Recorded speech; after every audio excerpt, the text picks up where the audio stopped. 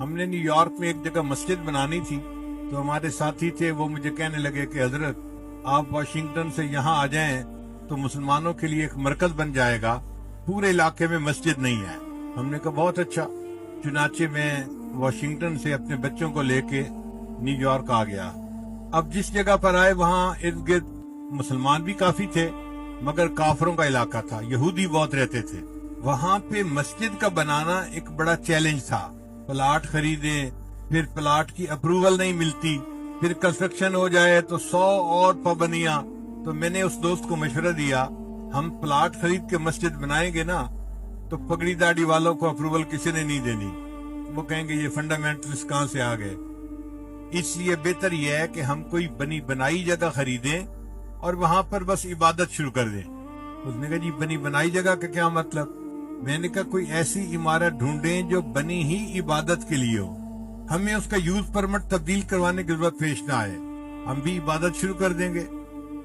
چنانچہ ایک سینیگاگ تھا، یہودیوں کی جو مسجد ہوتی ہے اس کا نام سینیگاگ ہوتا ہے، وہ بنا ہوا تھا اور وہ بکنے کے لیے تیار تھا۔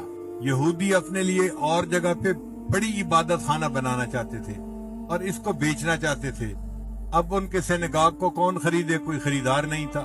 خیر ہم نے پتہ کیا تو پتہ چلا کہ وہ $9 لاکھ کا وہ ہمیں بیچ دیں گے۔ تو میں نے ساتھی کو کہا کہ بھئی ہمیں یہ چیز ایسی نظر آتی ہے کہ ہم کوشش کریں تو اس کو خرید پائیں گے، بہت زیادہ قیمت بھی نہیں ہے، ڈویبل ہے، اس کے لیے کوشش کرو۔ اس نے کہا حضرت اس $9 لاکھ کا کیا کریں گے؟ میں نے کہا اللہ سے مانگے۔ کہنے لگا ظاہر میں بھی تو کچھ کرنا پڑے گا۔ میں نے کہا دیکھو بھائی، ظاہر میں جو یہ فنڈ ریزنگ ہے نا، یہ ہم نے تو کبھی کی نہیں، چندے کی اپیل ہم نے کبھی کی نہیں۔ الحمدللہ ہم نے اپنے بزرگوں سے یہی سیکھا ہے کہ اللہ سے مانگو، اللہ دے گا، تو بس ہم اب بھی اللہ ہی سے مانگیں گے، بندوں سے نہیں مانگیں گے۔ اس نے کہا حضرت اس کا کوئی طریقہ؟ میں نے کہا اس کا طریقہ یہ ہے کہ سب سے پہلے تو آپ کاروباری بندے ہیں، جتنے پیسے آپ دیں گے آپ لگائیں، اور میں آپ کو گارنٹی دیتا ہوں کہ آپ کو 10 گنا اللہ واپس لوٹائیں گے۔ وہ تو حیران ہی ہو گیا، کہتے اچھا 10 گنا مجھے دنیا میں مل جائے گا؟ میں نے کہا ہاں، آخرت میں تو بہت کچھ ملے گا، دنیا میں بھی 10 گنا آپ کو واپس مل جائیں گے۔ کہنے لگا پھر تو میں ہمت کرتا ہوں۔ وہ گیا، اس نے جا کے بیوی سے مشورہ کیا، بچوں سے مشورہ کیا، سب کے اکاؤنٹ میں جتنے پیسے تھے تو اس نے $9 لاکھ اکیلے بندے نے پورے کر کے میرے پاس آ گیا۔ حضرت میں نے اپنے اکاؤنٹ سے، بیوی کے اکاؤنٹ سے، بچوں کے اکاؤنٹ سے جتنے پیسے تھے سب اکٹھے کر لیے ہیں اور $9 لاکھ میں نے جمع کر لیے ہیں۔ میں نے کہا ٹھیک ہے، پھر کل چلیں گے، پیمنٹ کر کے اس کو خرید دیں گے۔ اگلے دن ہم گئے اور ہم نے جا کے اس کی ڈیل مکمل کر لی اور ہمیں چابی مل گئی، اور ہم نے آ کے اس کی صفائی کی جگہ کی اور اذان دے کے نمازیں شروع کر دی۔ وہاں کے مسلمان بڑے حیران کہ جی مسجد کھل گئی تو کیسے کھلی؟ چندہ تو کسی نے کیا نہیں۔ اب اس کے بعد جو آتا کہ جی چندہ تو کیا نہیں، مسجد کیسے کھلی؟ وہ کہتا تھا حضرت صاحب سے پوچھو۔ تو سارے لوگ میرے پاس، حضرت جی یہ مسجد کیسے کھل گئی؟ میں کہتا بتاؤ بھائی یہ گھر کس کا ہے؟ کہتے اللہ کا ہے۔ میں نے کہا پھر جس کا گھر ہے اسی نے خریدی ہے نا، اسے پوچھو۔ پھر گھر اللہ کا ہے تو اللہ ہی نے خریدی نا، گھر تو اپنا انسان خریدتا ہے نا، تو اللہ نے خریدی ہے تو اللہ نے کوئی بندوبست کیا ہوگا، اللہ سے پوچھو اللہ آپ نے کیسے اس کو جو ہے نا وہ خریدوا دیا۔ چپ ہو جاتے لوگ۔ ہم نے بالکل کسی کو نہیں بتایا کہ کس نے خریدی، کیسے خریدی، بس نماز شروع کر دی، جمعہ شروع کر دیا۔ اب وہ بندہ جس نے $9 لاکھ خرچ کیے تھے نا میرے پاس آیا، مجھے کہتا ہے حضرت میں نے تو پوری زندگی میں جو کمایا تھا آپ کے اعتماد پر میں نے سب کچھ لگا دیا، اب میرا کیا بنے گا؟ میں نے کہا آپ کو 10 گنا ملے گا، آپ نے تو نفع کا سودا کیا۔ حضرت آپ گارنٹی دیتے ہیں؟ میں نے کہا بھئی تحریر لکھو، میں ہاتھ اور پاؤں دونوں کے انگوٹھے لگا دوں گا۔ تو وہ مسکرا پڑا کہ اچھا آپ کو اتنا یقین ہے کہ مجھے ملے گا؟ میں نے کہا ہاں ملے گا۔ پھر اس کو میں نے مشورہ دیا کہ دیکھیں آپ کے 2 مکان ہیں، ایک میں آپ رہتے ہیں اور دوسرا آپ نے کرائے پہ دیا ہوا ہے۔ کہنے لگا ہاں۔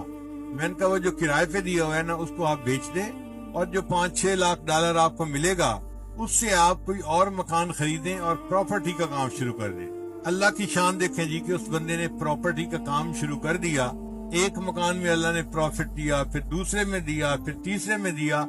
3 سال گزرنے کے بعد ایک دن فجر کی نماز کے لیے آیا، مجھے کہنے لگا حضرت آپ کی ذمہ داری پوری ہو گئی۔ میں نے پوچھا میری ذمہ داری کیسے پوری ہو گئی؟ کہنے لگا حضرت اس وقت میں $9 ملین کی پراپرٹی کا مالک ہوں، اللہ نے مجھے 10 گنا واپس پیسے لوٹا دیے ہیں۔